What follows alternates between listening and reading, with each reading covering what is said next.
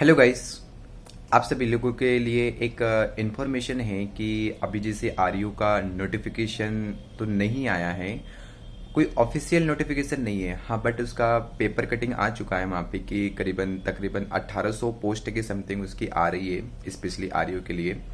तो गाइस कुछ सजेशन करना चाहूँगा आप लोगों के लिए, स्पेशली टिप्स यहाँ पे देना चाहूँगा कि किस प्रकार से अपनी प्रिपरेशन को मेंटेन करके रखें, है ना। क्योंकि नोटिफिकेशन हो सकता है कभी भी आ सकता है, करीबन 2 महीने 3 महीने 4 महीने जब भी आएगा तब आ जाएगा ना। तो क्या हो जाएगा कि जैसे नोटिफिकेशन आएगा तो तकरीबन 1 या 2 महीने का समय मिलेगा वहाँ पे, 2 या 3 महीने का मिलेगा, ज़्यादा इससे समय नहीं दिया जाएगा, है ना। तो मेरे एक्सपीरियंस के अकॉर्डिंग मैं आपको बता रहा हूँ वहाँ पे, है ना, कि करीबन जो भी 7-8 साल का जो एक्सपीरियंस है मेरे को, उसके अकॉर्डिंग मैं आपको बता रहा हूँ कि अपनी प्रिपरेशन को किस प्रकार से आप अपनी मेंटेन करके चले वहाँ पे, है ना। तो प्रिपरेशन को आपको जो मेंटेन करना है वो किस प्रकार से करना है, तो ध्यान देना कि सबसे पहले आपका जो एग्रीकल्चर है तो एग्रीकल्चर को अच्छे से फोकस कीजिए, है ना। जितना भी आपने एग्रीकल्चर किया है, अब ऐसा नहीं है कि एग्रीकल्चर में कोई पार्ट को आप लीव इट कीजिए, है ना। आप लीव इट कर सकते हो, जैसे इंजीनियरिंग वगैरह रही, है ना, एनिमल हस्बेंड्री वगैरह, इसको आप लीव इट कर सकते हो। बाकी प्लांट फिजियो, है ना, वहाँ से चल के जेनेटिक्स वगैरह, एग्रो सॉइल हॉर्टी, है ना, ये सभी के सभी जो रहते हैं, एक्सटेंशन वगैरह, ये सभी के सभी जो रहते हैं आपकी एग्जाम में स्पेशली आरयू के लिए एक क्रूशियल रोल प्ले करेंगे, है ना। तो इनसे पर्टिकुलर क्या कीजिए कि इन सब्जेक्ट को पहला जो अपना बेसिक है, बेसिक अच्छे से कंप्लीट कीजिए, जो भी आपके पास सोर्स वगैरह है उससे कंप्लीट अच्छे से कीजिए। और एज वेल एज आपका जो सी सेट होता है स्पेशली मैथमेटिक्स, रीजनिंग और इंग्लिश, इसको है ना अभी से स्टार्ट कर दीजिए। बहुत सारे बच्चे आई नो कि वो हिंदी वगैरह या तो इंग्लिश वगैरह, सॉरी हिंदी और जीके वगैरह अभी से स्टार्ट करते हैं। तो वो है ना एग्जाम के 1 महीने पहले भी पढ़ोगे ना तो हो जाएगा, डजंट नॉट मैटर, है ना।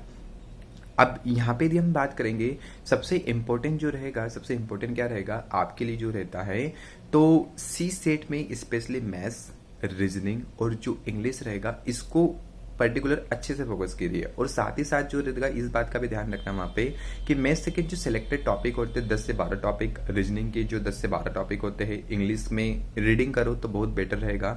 डेली 1 घंटा भी रीडिंग करते हो तो बहुत सारा आपको एक जो आपका कॉन्सिक्वेंस निकलेगा, एक करीबन 30 दिन के बाद एक बेटर कॉन्सिक्वेंस निकलेगा, जिससे आप उसकी खुद के भी एक प्रिडिक्शन नहीं कर पाओगे कि हाँ मैं इतना अच्छा वहाँ पे कर सकता था। रीडिंग का सबसे ज़्यादा इंपॉर्टेंट जो रोल प्ले करेगा आपका न्यूज़ पेपर जो रहता है, ये सबसे ज़्यादा इंपॉर्टेंट करेगा वहाँ पे, है ना। तो रीडिंग स्किल को अपने बढ़ाइए वहाँ पे, विथ अंडरस्टैंडिंग के साथ वहाँ पे बढ़ाइए कि लैंग्वेज जो होती है वो लैंग्वेज आपको क्या बोलना चाह रही है।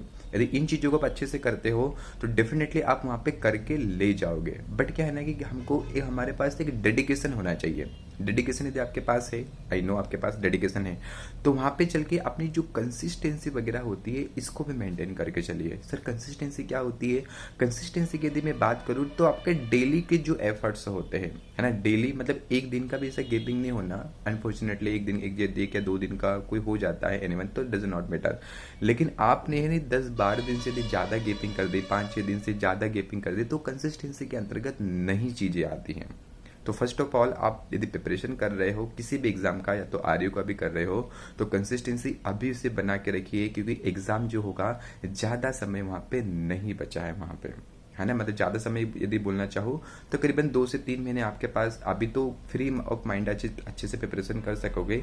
जिसे एग्जाम का नोटिफिकेशन आता है तो बहुत सारे बच्चे प्रिपरेशन करते रहते हैं, किसी को लोड भी रहता है वहाँ पे ना, एक फ्रस्ट्रेशन भी रहता है कि ऐसा होगा कि नहीं होगा। तो अभी से धीरे धीरे अपने आप को एक जो बेबी स्टेप होते हैं, बेबी स्टेप लेके चले और अपनी लाइफ में आगे बढ़े। ठीक है, ऑल द बेस्ट। मिलता हूँ नेक्स्ट वीडियो में। Thank you so much.